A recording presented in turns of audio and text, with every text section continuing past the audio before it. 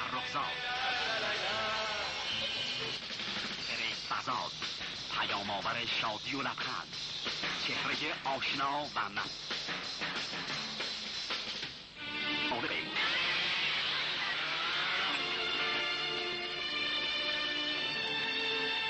اکنون او را بر پرده سینما می‌بینیم، با صدای گیرا و دلنشینش، با هنر درخور تحسینش، در نقشی که موقعیت او را به عنوان یک ستاره موفق زیبا و لطیف، قصه شیرین الگوریتم، قصه تلخ بدگمانی و سوء ظن که التهاب عشق را به اوج می‌رساند.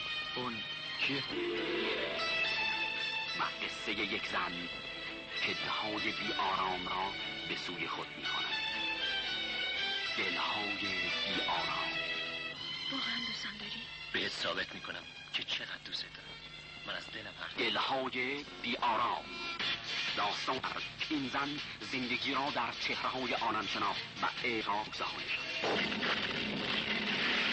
حادثه است چهره نوخاسته سحر، موعظ دیوان فقیه و شهلا.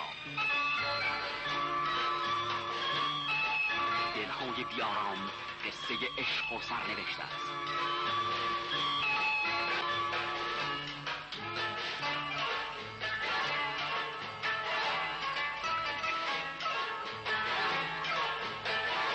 گوینده لحظات پرشکوه زندگی و خواستهای درد است.